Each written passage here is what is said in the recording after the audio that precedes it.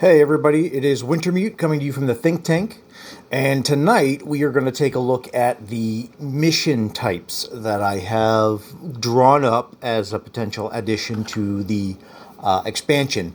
And again, let me just preface this with nothing is set in stone. It's all malleable. I have not had a chance to playtest a lot of this yet, but I want to get it out there into the community to just let it kind of gestate in the back of people's minds. You may have them come back and go, oh, okay, that's great, but I don't think it will work this way, or that way maybe work better, that sort of thing.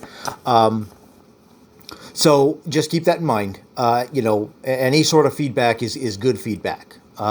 So what we're going to do is I'm going to just start off with kind of laying out the quick rules for the missions as they are now, and then the individual missions themselves, which will have some kind of a question I'm putting out to you guys that I kind of want feedback on. And then we'll talk just really briefly about how it would work with some of the expansions as known. So to start off with, we've got to distinguish which units are eligible to perform missions. Now, in general, missions would be reserved for specially trained elite kind of units. So with that in mind, mountain infantry, naval infantry, airborne, SNLF, Special Naval Landing Force for Japan, U.S. Marine Corps for America, Gurkha for India, Far East Command, and SS Panzer Grenadiers. In addition, any unit with an elite marker. And if you'll remember, when I went over the German doctrines in my last video, I mentioned that the elite marker would come into play with missions. And then I also wanted to clarify that artillery class units may never perform missions. So with that said, up to 3 eligible units may be assigned a mission prior to the start of combat. No more than 1 unit may be assigned to a single mission. Missions are assigned in secret and revealed simultaneously by both players. The attacker then rolls for the success of each mission, followed by the defender. To succeed at a mission, the unit must roll equal to or under its attack or defense value. The order in which the missions are rolled are decided by the controlling player. Combat then continues as normal. Units performing a mission do not roll in combat and cannot inflict casualties on the first round of combat, as they are busy with the mission. Units on a mission may only be taken as a casualty on the first round of combat if all land units not performing a mission have already been taken as a casualty, though they may still be taken as a casualty due to target selection. On all subsequent rounds of combat, any unit which performed a mission, regardless of success, attacks and defends as normal. Now, one thing I want to point out with this is I went back and forth as to whether I wanted missions to be able to be kind of assigned each round of combat. So there are, tactical decisions as you go through each round of combat as to whether you want to peel off some units from the combat and try to achieve some kind of mission goals. However, I decided not to play it that way to start because I think that would really start to bog things down. So that was a deliberate choice on my part. I already kind of thought that through. Now, maybe once we start playtesting, maybe everybody kind of, no, you want that. You want them to kind of start making those decisions later on, or the ability to make those decisions later on, depending on how the combat goes. And that's fair. But this is how I'm going to do it for playtesting purposes. So let me say, if there's any questions about that specifically, what I just read, make sure you put them in the comments. And now I'm going to talk about some of the specific missions. And again, a lot of this goes back to some of those World War II movies where they had to go blow the dam, or you hear about these missions where they were fighting over a mountain pass, for weeks and weeks, because one side got it and the other couldn't take it, or vice versa. And of course, bridges were a big important thing to try and grab in a lot of cases, because you wanted to be able to not be bogged down by getting over the river. So with that in mind, some of that was going around in the back of my head when I was kind of thinking of how these missions would work. So the first one, I'm just going to go straight down the list. Again, this isn't complete. There could be more. Some of these may be striked off the list as the time goes by. But so seize the passes. If successful, ignore all penalties for attacking into mountains or mountain borders for the first round of combat. So I want to clarify, that's only for the first round of combat. If the combat into a mountain zone continues beyond that, then you're going to suffer the normal penalties for fighting in mountain terrain. Hold the passes. If successful, cancel out a successful seize the passes mission by the attacker. So this goes down to, if you expect him to do that mission, then you might want to have a unit specifically designated to protect the passes.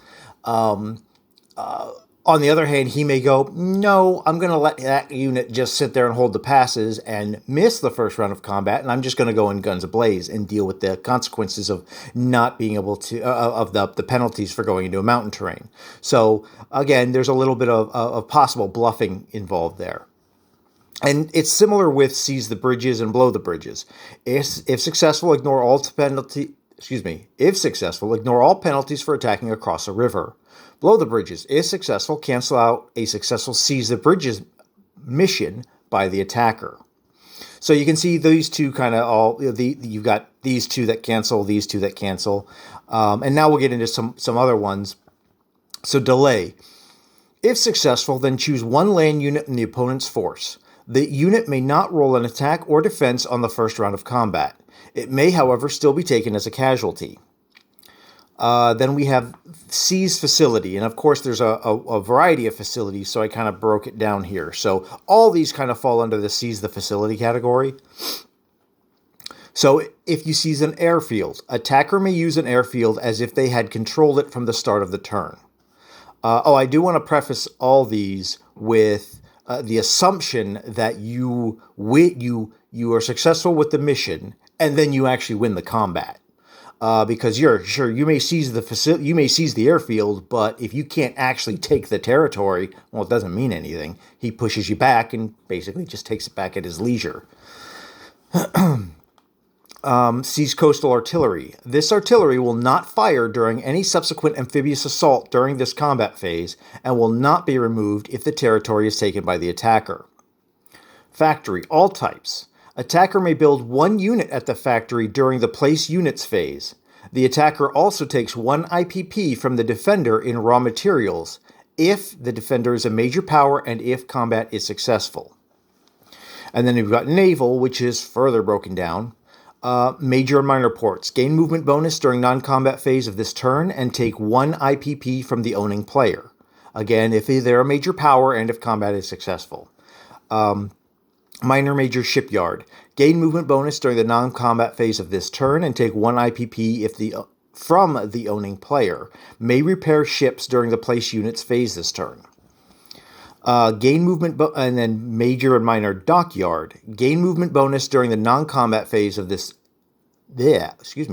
turn and take one IPP from the owning player if a major power and if combat is successful. May repair ships during the place units phase of this turn. Submarine and seaplane base. Gain movement bonus during the non-combat phase of this turn, obviously for their respective types. Rail yards. Attacker may use rail in this land zone as if they had controlled it from the start of this turn. Scout. If successful, one unit may gain +1 to its attack or defense value on the first turn of combat, or another unit on a mission may gain +1 to its attack or defense. So Scout is, you send scouts out, they're successful on their mission, then with that intel, another unit on a mission can then get a +1 bonus to completing that mission. Or if you don't have one for whatever, or you change your mind, you go, okay, well, I'm going to go ahead and I'm going to increase the attack or defense value of this unit over here. Odds are it's going to be artillery because of first strike. We'll just put that out right there. That's the obvious choice for, scouting and then giving a bonus to a unit behind you is reporting back, hey, we found out where their area or where their bases are. And then the artillery goes, cool. And that's kind of what I had in mind with that when I kind of wrote it. So those are the missions as they are. I am sure, I have no doubt there are others that can become up that will be come up with as this kind of moves along, or maybe these will be pared down a little. But I'm sure there are more things that I hadn't even thought of yet. These are just kind of the big ones that kind of went through my mind as I was kind of thinking it through. Now, the one big question I want to kind of pose to my viewers at this point. Now originally I had envisioned, just like I had with seize the pass, hold the pass, and seize the bridges, below the bridges, I had a seize facility and defend facility. However, there is already a concept of defending a facility from raiders and things of that nature in the Special Operations expansion. So I am of the opinion that it would be better to simply adopt those rules, maybe with one or two tweaks for clarification, into this, so we don't have so we don't have another whole subset of missions, and two, we are consistent through the expansions on how we choose to protect protect facilities directly. And if you're not familiar with that expansion, basically it gives you the chance to assign militia to garrison duty, so they can specifically be assigned to protect facilities. Again, I won't. I mean, and that's basically they get to roll attacks against anybody coming in, any special operations forces coming in to deal damage to the facility or whatever the case may be, because they have their own kind of subset of missions that they can do. So in the interest of keeping, like I said, in the interest of keeping things consistent across the expansions, I think that's the route I would go, unless somebody has a better idea. Like I said, when I initially wrote this up and had it kind of rolling around in my head, is you would assign units prior to combat, and you kind of had a little bit of a shell game. But I don't think that would be best at this point. But I do kind of would like some feedback on that from the viewers. And now I just touch upon some of the expansions real quick. Now, I am sure there are some expansions, because I don't know all the expansion rules 100%. These are just the ones that came up off the top of my head that would have a direct impact on how things played out. So China at War, any KMT or CCP unit with an elite marker may conduct missions. Elite of the Soviet Union / Third Reich, all units from these expansions may perform missions. I should add once they've been upgraded. Partisans, all units performing a mission gain +1 to their attack if there are any allied partisans present in the land zone. So all it takes is one partisan, and if you're running 3 different missions, so long as that partisan is there, all 3 missions will get +1 to their attack, or all units will get +1 to their attack when performing the missions. And again, I know I could have made some of that a little more complex about rolling partisan help and all that stuff, but again, I thought it would be better to just keep it simple. If there's partisans there, they provide support. If they're not, they don't. And then special operations. All special operation units may perform missions. That one I'm a little on the fence about, because special operations units already have their own subset of missions that they can do within their own rule set. And in some ways, I love the concept behind special operations, the expansion, but in some ways it almost stole some of my thunder for some of the ideas I had for this, which is fine. I'm not complaining. It's just how things worked out. So I don't know how I feel about them, whether they should be included with this as being able to conduct missions, or whether they should have they just do their own thing. So again, maybe that's something somebody can give me some feedback on. So that's it. That's missions as the concept and as it is currently kind of written up. Give me feedback. Anything, hey, good idea, but I don't think it will work. Maybe it's not worth it in the long run. Once you play test, and the big question I have is, and I'm deliberately underpowering. I'm deliberately lowballing some of the aspects of the expansion, because I don't want anything to be game. I don't want anything to redefine the game, as opposed to be another layer of interesting to the game, and another layer of fun to the game. And if we introduce missions and you're like, well, I just never find that, I really don't think it's worth it to roll them, well, then we need to go back to the drawing board somewhere and kind of rethink how we're doing that. And again, nothing is sacred. So, give me some feedback on how these sound, any additions, anything, any obvious problems you see. I'm sure those are in there. Because I kind of it's been percolating in my head for a while, but I actually put pen to paper fairly recently. So, and I haven't had a chance to play test it yet. So any obvious issues, please bring up. And yeah, so that's where we are with missions. I'm not sure whether I'm going to go over another doctrines for one of the big nations next time, or whether I'm going to go ahead and do a quick overview of orders. We'll just see kind of where I'm at with things come tomorrow. And yeah, so this is Winter Mute signing off from the think tank.